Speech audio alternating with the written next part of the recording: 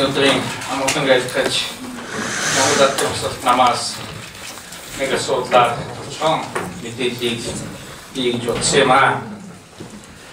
За өчигдөр орой Монголд төвсөлт намын нарийн бичгийн даргааны зөвлөгөө хийсэн мөн сая Монголд төвсөлт намын үс төвчөний хуралдаан хийж нэг асуудлыг болоод эцэст нь шийдвэрлэж Монгол улсын ерөнхий сайдад хүргэн бариад байгаа.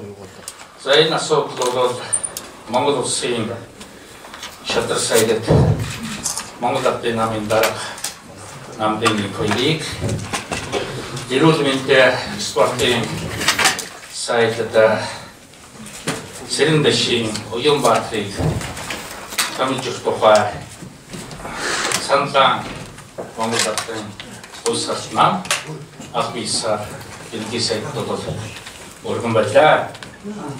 За энэ асуудлыг та нарт албисаар мэдээж яваа юм. Ер нь ярилцсан одоо тийм бас мэдээлүүд тараад байгаа учраас өнөөдөр та нарт бид албисаар одоо энэ мэдээллийг өгч байна. За 이거에 따라서 어떤 아픔쇼 때문에 이렇게 내겠지 뭐. ямар хэлхийг та ярьж Монгол улсын өршөөлийн тухай хуулиар нэмэлтийн ялуу юу гэхээр ялтаас холцоогоо өршөөж ийм учраас ямар ч тийм хол саадах бай. Танай намаас ихэвчлэн дараагийн програм аа. Манай ямар нэгэн саналыг болоод их тавиагүй. Аян санаачлал бол Монгол улсын ерөнхий сайдын зүгээс бол анхаарсан нэлээд хамгийн өмнө.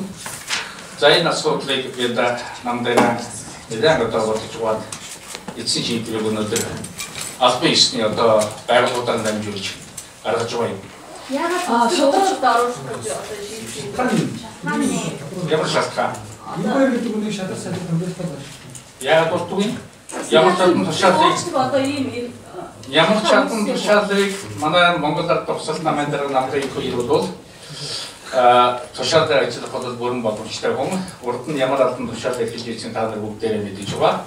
Ийм учраас бол Монгол Ард тусалт намаас гаргасан шийдвэр бол нэг тийм онцгой одоо зүйл одоо биш. Энэ зүйс асуудал бол бид тавьсан гэж байна. Энэ байгууллагын асуудал байна. Алийг сайн чадахгүй байсан юм уу?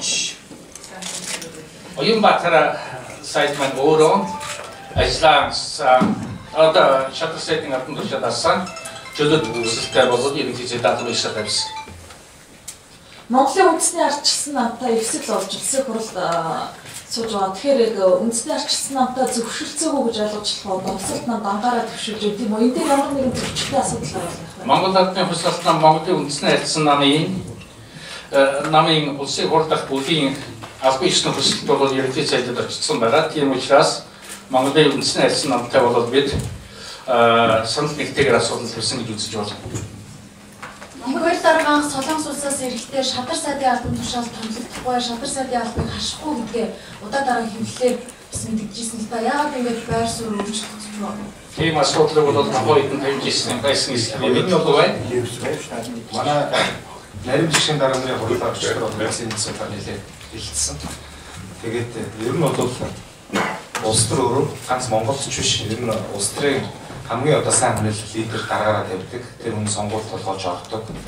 Аливаа эвсэл байгууллагууд хоёр талаас эвсэж байгаа намын дарганаар бол хамгийн одоо зохион дээр албан шатал очдог. Тийм л жишгийн дагуу байх ёстой гэж үзсэн. Энэ дээр бол их хоёр дарга өөрөө хүсэхгүй юу, бусд нь зөвшөөрөхгүй юу гэдэг асуудал бол яригдах асуудал биш ээ. Энэ бол Монгол Ард тусалт нам өөрөө хүний нөөцийн бодлого буюу одоо төр засагт хамтарч байгаа энэ бодлого бол яригдж энэ асуудал хандах зүйтэй гэдэг шийдвэр өчигдөр бол гаргасан байна. Тэгээ ер нь бол энэ асуудал анх удаа яригдж байгаа асуудал биш. 2012 онд ч гэсэн анх одоо бас бизнес засгийн газар байгуулагдах үед бол яг ийм байдлаар яригдж ирсэн. Тэгэхээр бол энэ дээр бол гайхаад ах асуудал биш ээ. Ер нь бол сүүлийн улс төрийн төсөл байдлыг та бүхэн бол мэдж байгаа. Бид нар бол эрүүл мэндийн сайдыг бол томилуулах ийм шаардлагатай болсон. Бид нар мэргэжлийн хүн Жамбаржаа гэдэг хүний нэрийг дэвшүүлсэн хамсалтай ерөнхий сайд бол татгалзсан. Энэ хооронд бол бас хоёр нам гэдэг эслийн хооронд бол нэгэн одоо яриа хөрөө болж тэ олон гарантиг үзсний үнд бол ачааны хүндийг бол намын дарга нар лидерүүд өөрсдөө үүрэх хэрэгтэй юм аа гэдэг бодлогыг гаргасан. Ер нь бол тэр хамтарчлаагаа бол намын дарга нар өөрсдөө засагтаа орохгүйгээр хөндлөнгийн байр сууриас ингэж ханддаг бол ер нь бол улс төрлөнд бол буруу жишээ. Манай нам ер нь бол засагтаа хамтарч орохдоо ч гэсэн аль болохоор намын дэд дарга нар ерөнхий нарийн бичгийн даргад хамгийн одоо хариуцлагатай хүмүүсээ энэ одоо засгийн газарт оруулах гэж хичээж ажиллагаа. Ерөнхий сайд хүлээж аваагүй тэрний дараа жамалжаа юм чи ярилцлага өгсөн байсан л да. Ер нь хамтарч байгаа намууд ингээд нэгнийхээ саналд хүндэтгэлтэй хандахгүй байгаа тохиолдолд Монгол Ардын Хувьсгалт нам бол засгаас гарах хэрэгтэй гэдэг байр суурийг илэрхийлсэн байлээ. Энэ асуудлаар гүйцэтгэх төвчөнөр бас асуудал ярилцсан уу? Би дайрал хорын засгийн газрын болон дотоод ажилласаа гэсэн одоо санааны үүднээс Монгол Ардын Хувьсгалтын үйл ажиллагаагаар нь дэмжиж яваа. Одоо бидний энэ гаргасан хэлбэр гэсэн энэ засгийн газрыг бол ажиллуулах чиглэл одоо чиглэсэн хариуцлагатай арга хэмжээ байна. Хоёр сайдыг ерөнхийдөө болоод ерөнхий сайд дэмжиж байгаа болов уу? Тэр тухайд бол би одоо хэлж байна шүү.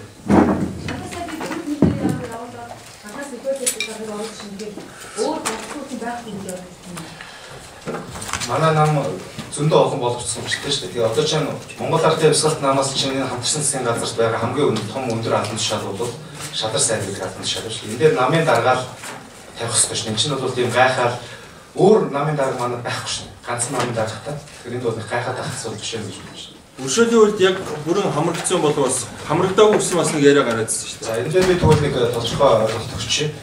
2012 онд шүүгээс өгсөн ял байгаа. Энэ бол Монгол улсын ерөнхийлөгчийн зарилгаар уучлагдсан. Ялгүй байгаа. Ял шийдэлтэй тооцох гэж ойлголт өгдөг. Энэ бол Монгол улсын одоо сая 8 сар гарсан арчилсан сонгуулийн 25 жилийн зэрэг өршөөлийн хуулиар бүх одоо хүнд одоо оногдуулсан зэмлэл ялтаа тооцох хугацаа бусад одоо хүмүүний ял бүгдээр өршөөгдсөн. Тэр бол Монгол улсын бүх иргэдийн ярилаар бол энэгээр дараа бол өршөөлөл хамрагдсан гэж үзэж байна. Тэгэхээр энэгээр дарааг одоо шадар сайд болох саналыг гол нь ерөнхий сайд санал гэсэн гэж ойлгож байна уу? За би түрүүнд хэллээ шүү дээ. Ер нь бол Монгол улсын ерөнхий сайдаас бол анх энэ асуудлыг гаргаад тавьсан. Сая одоо эцсийн шийдвэрийг бол Монгол Ардын Хувьсгалт намын нарийн бичгийн дарга нар олон бүс төвчнөөс бол эцсийн шийдвэр гэж энэ асуудал хийсэн. За та нартай баярлалаа.